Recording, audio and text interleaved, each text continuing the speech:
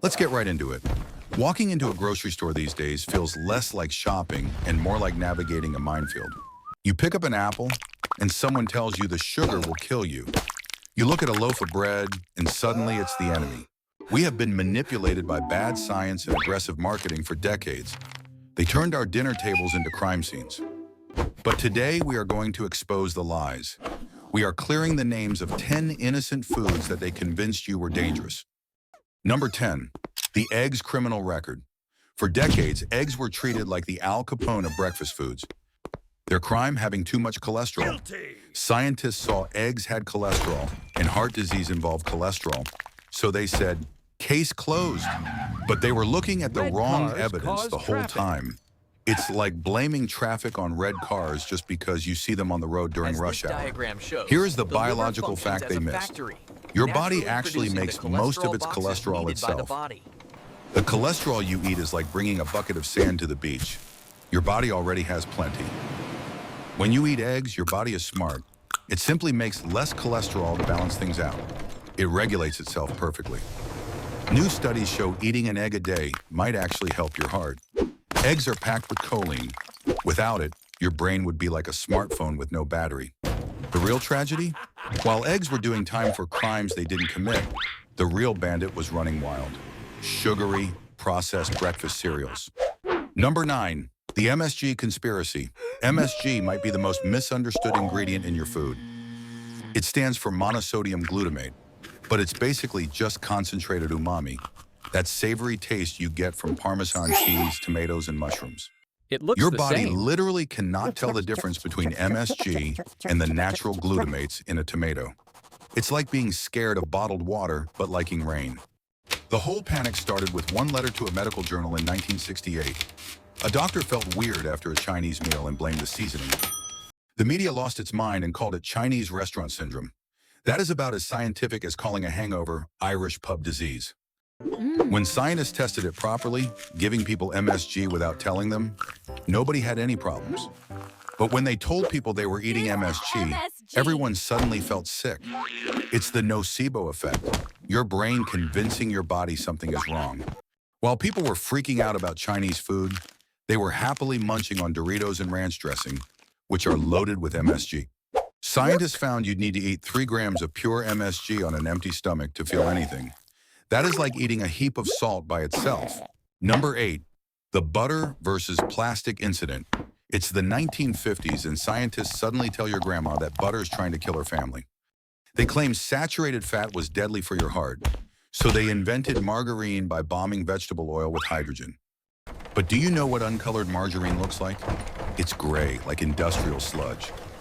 They had to add yellow food coloring just to make it look like butter, because the original stuff looked like candle wax.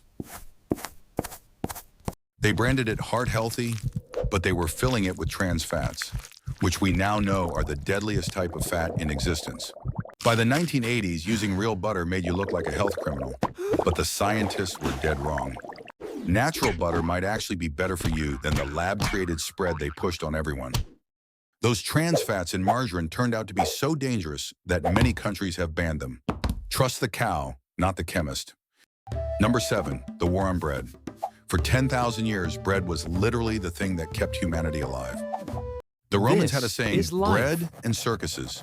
Even Jesus called himself the bread of life. That is how important it was. But in the last 30 years, bread became scarier than a horror movie villain. Why? In the 70s, the People food think this is industry needed a healthy, new but it villain is to loaded distract with from sugar. carbohydrates that become Bread sugar. became the perfect scapegoat. They claim bread turns to sugar in your body, which is technically true, but so does literally every carbohydrate. However, look at a modern loaf of bread. The ingredient list is longer than a CVS receipt. Traditional bread has 4 ingredients: flour, water, salt, yeast. Modern bread has chemicals to make it stay fresh for weeks. The bread they tell you is dangerous isn't even real bread anymore. It is a science experiment that happens to look like a loaf. Meanwhile, actual traditional bread is perfectly fine. Some of the longest living populations on Earth eat it every single day. Number 6, salt, the white devil. Back in the day, salt was so valuable that Roman soldiers got paid in it. That's where the word salary comes from. Somewhere along the way, it became public enemy number 1. But without salt, your nerves wouldn't fire. You'd be a smartphone without a battery.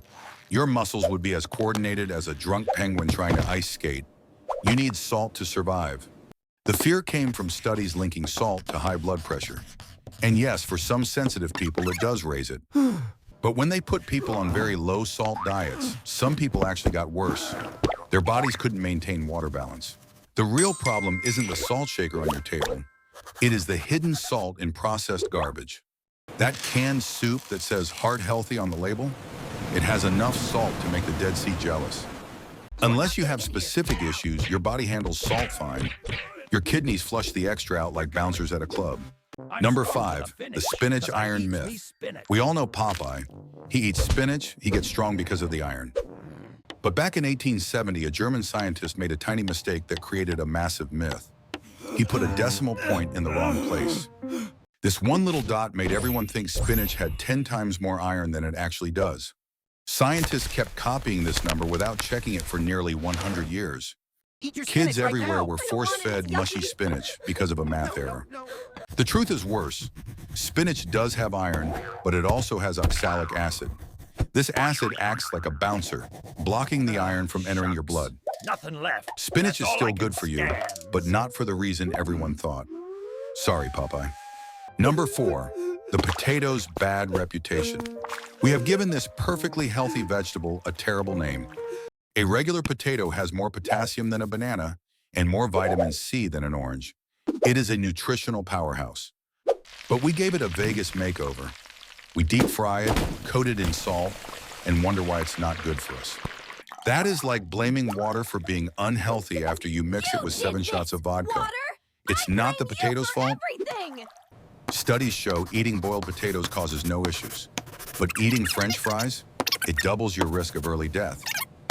The Irish didn't build their diet around potatoes to get diabetes. They did it because potatoes saved them from starvation. There is a big difference between eating a vegetable and eating a crispy grease sponge. Number 3, aspartame, the target of an assassination attempt. This sweetener has been studied more than your ex's social media profile. It all started in 1981 when a scientist named Dr. John Olney claimed aspartame caused brain tumors in rats. The internet went crazy. But here is the detail they left out. Those rats were fed the equivalent of 70 cans of diet soda every single day. If you drank 70 cans of pure water a day, you would die too. The dose makes the poison. In 2023, the WHO classified it as possibly carcinogenic. Scary? Well, aloe vera and pickled vegetables are in the exact same category. The same people freaking out about aspartame are often downing energy drinks with 70 growlers of real sugar. That is like worrying about getting shot while actively setting yourself on fire. Aspartame is the Nickelback of sweeteners. Everyone hates it, but nobody really knows why. Number 2, the agave nectar hustle. Here you go. That natural sweetener you pay premium prices for? It's basically high fructose corn syrup wearing a sombrero. Real agave was used by ancient Mexicans for tequila and medicine. But what you are buying isn't what the Aztecs used. Modern agave nectar is processed in a lab. They heat it, treat it with enzymes, and process it until it is up to 90% fructose. For comparison, high fructose corn syrup is only 55% fructose. So you are paying extra for something worse than what you were avoiding? Fructose bypasses your metabolism and goes straight to your liver. It turns into fat faster than a teenager turns homework into excuses. The marketing is genius. They use the word nectar instead of syrup, and suddenly everyone thinks they are drinking liquid health. Some companies have even been caught mixing it with corn syrup and food coloring. You got played. Number 1, the coconut oil cult. Back in 2015, if you weren't cooking with this, you were basically committing a crime against humanity. People put it in coffee, rubbed it on their faces, and claimed it cured everything from Alzheimer's to bad luck. It started because of one tiny fact. Coconut oil contains MCTs, medium-chain triglycerides, which boost metabolism like an express lane. But here is the reality check. Only about 14% of coconut oil is MCTs. The rest, it's pure saturated fat. Calling it a health food because of the MCTs is like calling a Hummer eco-friendly just because it has a recycled air freshener. The rest of coconut oil is mostly saturated fat, the stuff cardiologists have nightmares about. The marketing got so out of hand that people were spending $15 on a jar of what is essentially tropical grease. They use words like ancient wisdom. You know what else ancient civilizations used? Mercury as medicine. That doesn't make it good. Coconut oil isn't evil. It's fine to cook with occasionally.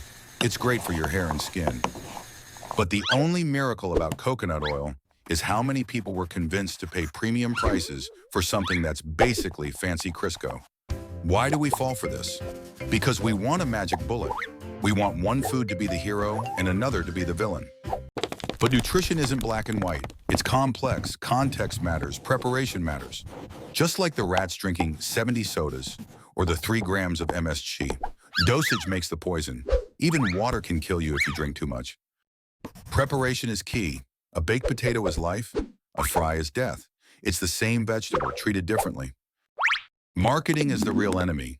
If something is called a superfood or nectar, someone is probably trying to sell it to you for double the price.